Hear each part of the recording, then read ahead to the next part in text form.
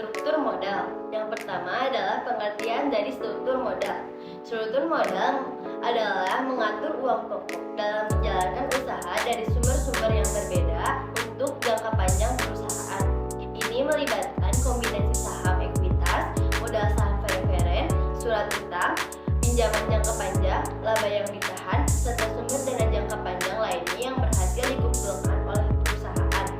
Yang kedua adalah teori yang mendasari struktur modal. Yang pertama, teori pendekatan tradisional mengusulkan bahwa perusahaan harus mencapai keseimbangan antara hutang dan ekuitas untuk memaksimalkan nilai-nilai perusahaan. Yang kedua adalah teori pendekatan Modigliani dan Miller. Dia berpendapat bahwa dalam kondisi tanpa pajak dan biaya pembangkitan, struktur modal tidak mempengaruhi nilai perusahaan. Yang ketiga, teori trade-off menyatakan bahwa trade-off antara manfaat pajak dari hutang dan biaya kebangkrutan. Yang keempat adalah teori pecking order mengumpulkan bahwa perusahaan lebih suka membiayai diri dengan laba internal, kemudian hutang, dan merakit dengan saham ekuitas. Yang terakhir adalah teori asimetri informasi dan signaling, yaitu menekankan peran informasi dalam mempengaruhi keputusan struktur modal. Yang ketiga, ada faktor-faktor yang mempengaruhi struktur modal. Yang pertama yaitu struktur aktiva atau tangibility, yaitu perusahaan dengan aset yang lebih berwujud cenderung memiliki banyak hutang. Lalu yang kedua ada growth opportunity, yaitu perusahaan yang berada dalam fase pertumbuhan mungkin lebih memilih ekuitas daripada hutang. Lalu yang ketiga ada ukuran perusahaan atau font size, yaitu perusahaan besar cenderung memiliki lebih banyak hutang. Lalu yang keempat ada profitabilitas, yaitu perusahaan yang menguntungkan mungkin lebih mampu membayar hutang-hutangnya. Lalu yang terakhir ada risiko bisnis, yaitu tingkat risiko bisnis mempengaruhi preferensi terhadap hutang atau ekuitas. Lalu yang keempat yaitu fungsi struktur modal. Yang pertama ada maksimalisasi pengembalian, yaitu memastikan kombinasi modal yang mengoptimalkan keuntungan. Lalu yang kedua ada fleksibilitas, yaitu memungkinkan perusahaan beradaptasi dengan perubahan pasar. Yang ketiga ada solvabilitas, yaitu menjamin kemampuan perusahaan untuk membayar hutangnya. Lalu yang keempat ada meningkatkan nilai perusahaan atau struktur modal yang tepat dapat meningkatkan nilai perusahaan. Lalu yang kelima ada mengurangi risiko keuangan, yaitu mengelola risiko kebangkrutan. Lalu ada meminimalkan biaya modal, yaitu mencari keseimbangan antara biaya utang dan ekuitas. Lalu ada alat perencanaan pajak, yaitu memanfaatkan manfaat pajak dari hutang. Lalu yang terakhir ada pemanfaatan dana optimal, yaitu menggunakan sumber dana secara efisien. Jadi, struktur modal adalah kombinasi dari berbagai sumber pendanaan yang memungkinkan perusahaan beroperasi secara efektif dan mengoptimalkan nilai perusahaan. Lalu ada pendekatan struktur modal. Pendekatan struktur modal dibagi menjadi 4 jenis. Pertama adalah pendekatan net income. Pada pendekatan ini, sebagian laba atas pemegang saham dikapitalisasikan dengan suatu tingkat kapitalisasi yang konstan, yaitu ke biaya modal sendiri.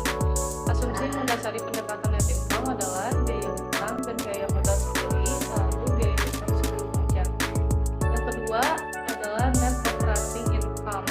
Pada pendekatan net operating income, tingkat biaya modal rata-rata tertimbang adalah konstan. Asumsi yang mendasari pendekatan ini adalah biaya utang dan biaya modal keseluruhan konstan. Pada pendekatan MOI, perubahan struktur modal tidak mempengaruhi nilai tukar perusahaan. Yang ketiga adalah pendekatan tradisional. Pendekatan tradisional merupakan salah satu teori struktur modal di mana dalam teori ini dijelaskan bahwa ada struktur modal optimal yang dapat digunakan perusahaan. Fungsi pendekatan tradisional menunjukkan bahwa biaya modal tidak independen terhadap struktur modal perusahaan. Sehingga pendekatan ini percaya bahwa perusahaan dapat mengoptimalkan struktur modal yang optimal. Terjadi ketika margin cost of capital dari hutang real secara eksplisit dan implisit sama dengan margin cost of capital sendiri berfungsi equilibrium. Yang terakhir adalah pendekatan Modigliani dan Miller, dibagi menjadi dua, yaitu teori Modigliani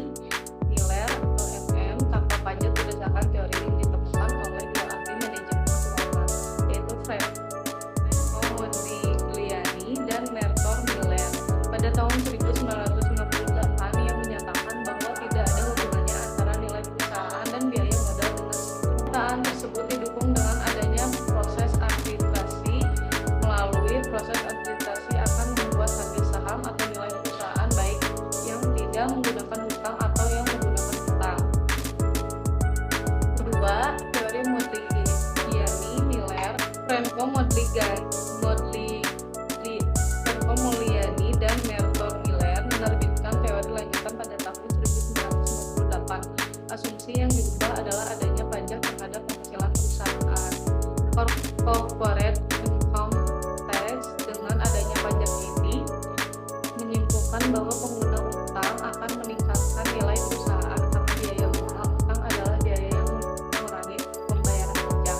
Apabila ada dua perusahaan yang menghasilkan laba operasi yang sama, satu perusahaan tidak menggunakan hutang dan perusahaan satunya lagi menggunakan hutang, maka pajak penghasilan yang dibayarkan tidak akan 100%. Selanjutnya, saya akan menjelaskan tentang degree of operating leverage dan degree of financial leverage. Dalam manajemen keuangan, perusahaan dikenal dengan 3 macam leverage, yaitu leverage operasi atau operating leverage, dan leverage keuangan atau financial leverage, serta total leverage. Pengguna leverage tersebut dengan tujuan agar keuntungan yang diperoleh lebih besar daripada biaya aset dan sumber dananya. Penggunaan leverage untuk meningkatkan keuntungan bagi pemegang saham, namun pengguna leverage juga dapat meningkatkan risiko. Jika perusahaan mendapatkan keuntungan yang lebih besar dari biaya tetapnya, maka penggunaan leverage akan menurunkan keuntungan pemegang sahamnya. Leverage operasi timbul pada saat perusahaan menggunakan aktiva yang memiliki biaya-biaya operasi tetap. Biaya tetap tersebut misalnya biaya penyusutan gedung dan peralatan kantor, biaya asuransi, dan biaya lain yang muncul dari pengguna fasilitas dan biaya manajemen. Dalam jangka panjang, semua biaya bersifat variabel, artinya dapat berubah sesuai dengan jumlah produk yang dihasilkan. Oleh karena itu, dalam analisis ini diasumsikan dalam jangka pendek biaya operasi tetap dikeluarkan agar volume penjualan dapat menghasilkan penerimaan yang lebih besar daripada seluruh biaya operasi tetap dan variabel. Pengaruh yang timbul dengan adanya biaya operasi tetap yaitu adanya perubahan dalam volume penjualan yang menghasilkan perubahan keuntungan atau kerugian operasi yang lebih besar dari proporsi yang telah ditetapkan. Tingkat leverage operasi atau degree of operating leverage atau DOL adalah persentase perubahan dalam laba operasi atau EBIT yang disebabkan perubahan 1% dalam output atau penjualan. Seperti sebelah sini ada rumusnya. Selanjutnya, struktur modal dalam praktek. Untuk menemukan struktur modal yang optimal, secara umum manajer menggunakan formulasi biaya modal rata-rata tertimbang atau weighted average cost of capital atau sering disebut dengan WACC. Adalah formulasi yang umum dikenal dalam manajemen keuangan. Jika dijelaskan secara singkat, WACC dihasilkan dari proporsi penyesuaian tingkat utang dan modal dengan pertimbangan resiko keuangan seminimal mungkin. Namun, dalam praktek realnya, WACC bukan satu-satunya formulasi yang digunakan oleh manajemen dalam menentukan keputusan struktur modal optimal. Manajemen terkadang menggunakan strategi atau teori lain yang didasarkan pada insting mereka dalam menentukan struktur modal optimalnya. Dalam menentukan struktur modal, secara umum, manajer menggunakan dua istilah berikut. Yang satu, low average, yaitu proporsi utang lebih rendah daripada proporsi ekuitas dalam struktur modal. Contoh, jika perusahaan memiliki total aset 1 juta rupiah, maka manajer akan mengatur jumlah utang sejumlah 300 rupiah dan ekuitas sejumlah 700 rupiah. Kedua, high leverage. Sebaliknya, proporsi utang lebih tinggi daripada proporsi ekuitas dalam struktur modal. Dengan contoh yang sama, mungkin manajer akan mengatur jumlah utang sebesar Rp800.000 dan ekuitas sejumlah Rp200.000. Untuk analisisnya, di sini ada nomor 1, PTX mempunyai hutang sebanyak 1 juta dengan tingkat bunga per tahun 15%, laba operasi bersih per tahun 1 juta, dengan biaya modal perusahaan tetap pada berbagai tingkat hutang yaitu 20%. Pertanyaannya, berapakah nilai perusahaan dan biaya modal sendiri? Untuk pembahasannya sebagai berikut. Diketahui, B yaitu nilai hutang sebanyak 1 juta rupiah, lalu ada bunga sebanyak 15% dikali 1 juta yaitu sama dengan 150, lalu ada laba operasinya sebanyak 1 juta dan KO-nya yaitu 20% atau 0,20. Untuk pengerjaannya bisa langsung kita masukkan saja angkanya seperti yang ada di bawah analisis ini. Untuk laba operasinya yaitu 1 juta, biaya modal perusahaannya atau KO-nya yaitu 0,20 dari 20%. Nilai perusahaannya sebanyak 5 juta, nilai hutang sebanyak 1 juta. Lalu untuk nilai modal sendiri bisa langsung dihitung saja dari yang atas itu, maka akan menghasilkan jumlah yang 4 juta. Jadi KE atau biaya modal sendiri berumus itu E per S, yaitu 1 juta dikurangi 1 juta dikali 0,15 dibagi 4 juta.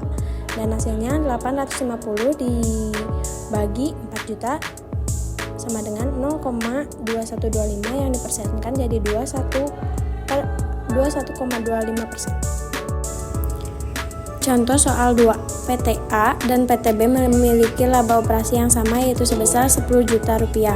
Perbedaannya, PTA tidak memiliki hutang dan mempunyai modal sendiri sebesar 15% dan PTB memiliki hutang sebesar 30 juta rupiah dengan tingkat bunga 12% setahun dan mempunyai modal sendiri sebesar 16%. Apakah investor PTB menjual sahamnya menjadi membeli saham PTA? Pembahasannya adalah diketahui O sama dengan 10 juta, F perusahaan B sama dengan 12% dikali 30 juta sama dengan 3.600.000. Ke perusahaan A, KE perusahaan F perusahaan B sama dengan 12% dikali 30 juta yaitu sama dengan 3.600.000. Lalu ke perusahaan A yaitu sebesar 12%, perusahaan B sebesar 16%. Lalu untuk analisisnya ada sebagai berikut. Lalu untuk kesimpulannya, jadi struktur modal adalah faktor penting dalam keputusan keuangan perusahaan dan pemilihan yang tepat dapat berdampak pada kinerja dan nilai perusahaan. Jika ada yang ingin ditanyakan, silakan untuk dituliskan pertanyaannya di kolom komentar. Nanti akan kami jawab. Terima kasih.